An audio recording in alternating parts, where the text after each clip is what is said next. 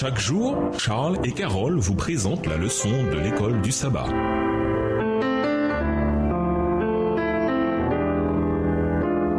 Bienvenue à votre émission. Dieu nous parle. Nous voilà la leçon de jeudi, les prémices de ceux qui sont morts. Lisons 1 Corinthiens 15, verset 20, à la lumière de Deutéronome 26, verset 1 à 11. En quel sens Paul parle-t-il du Christ ressuscité comme étant les prémices de ceux qui sont morts? Version du second. 1 Corinthiens 15, verset 20. Mais maintenant, Christ est ressuscité des morts. Il est les prémices de ceux qui sont morts. Deutéronome 26, verset 1 à 11. Lorsque tu seras entré dans le pays que l'Éternel ton Dieu te donne pour héritage, lorsque tu le posséderas et y seras établi, tu prendras des prémices de tous les fruits que tu retireras du sol dans le pays que l'Éternel ton Dieu te donne. Tu les mettras dans une corbeille et tu iras au lieu que choisira l'Éternel ton Dieu pour y faire résider son nom. Tu te présenteras au sacrificateur, alors en fonction, et tu lui diras, « Je déclare aujourd'hui à l'Éternel ton Dieu que je suis entré dans le pays que l'Éternel a juré à nos pères de nous donner. » Le sacrificateur recevra la corbeille de ta main et la déposera devant l'autel de l'Éternel ton Dieu. Tu prendras encore la parole et tu diras devant l'Éternel ton Dieu, « Mon père était un araméen nomade. Il descendit en Égypte avec peu de gens et il y fixa son séjour. Là, il devint une nation grande, puissante et nombreuse. Les Égyptiens nous maltraitèrent et nous opprimèrent et nous soumirent à une dure servitude. » Verset 7. Nous criâmes à l'Éternel, le Dieu de nos pères. L'Éternel entendit notre voix et il vit notre oppression, nos peines et nos misères. Et l'Éternel nous fit sortir d'Égypte, à main forte et à bras étendus, avec des prodiges de terreur, avec des signes et des miracles. Il nous a conduits dans ce lieu et il nous a donné ce pays, pays où coule le lait et le miel. Maintenant, voici, j'apporte les prémices des fruits du sol que tu m'as donnés, ô Éternel. Tu les déposeras devant l'Éternel, ton Dieu, et tu te prosterneras devant l'Éternel, ton Dieu. Puis tu te réjouiras avec le Lévite et avec l'étranger qui sera au milieu de toi pour tous les biens que l'Éternel, ton Dieu, t'a donnés à toi et à ta maison. L'offrande des prémices était une ancienne pratique agricole israélite avec une signification religieuse profonde. C'était la reconnaissance sacrée de Dieu comme dispensateur, lui qui avait confié à ses intendants le pays où poussaient les cultures et où elles étaient prêtes à être moissonnées.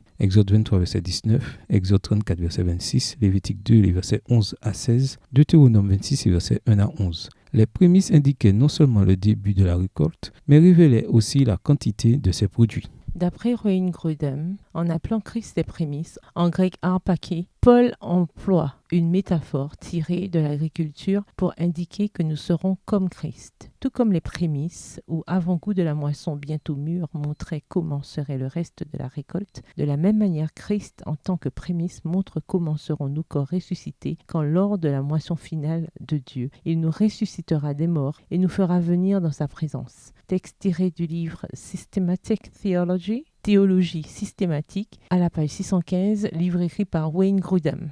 Il vaut la peine de se souvenir que Jésus est sorti de la tombe avec un corps humain glorifié, mais qu'il portait encore les marques de sa crucifixion. Jean 20, les versets 20 et 27. Cela veut-il dire que les enfants de Dieu ressuscités porteront eux aussi les marques physiques de leur souffrance? Dans le cas de l'apôtre Paul, portera-t-il toujours dans son corps glorifié son écharpe dans la chair? 2 Corinthiens 12, verset 7. Et les marques de Jésus? Galates 6, verset 17. Jusqu'à sa mort, Paul porterait à jamais dans son corps les marques de la gloire de Jésus, dans ses yeux qui avaient été aveuglés par la lumière céleste. Acte 9, les versets 1 à 9.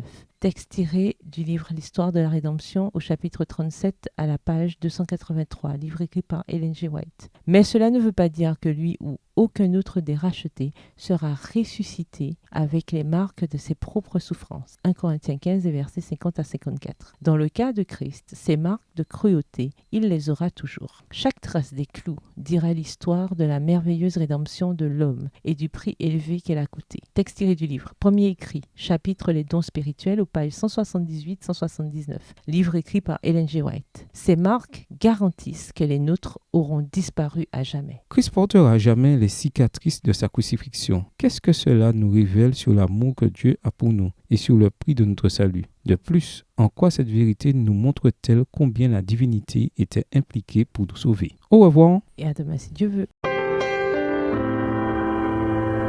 Dieu nous parle. Chaque jour, Charles et Carole vous présentent la leçon de l'école du sabbat.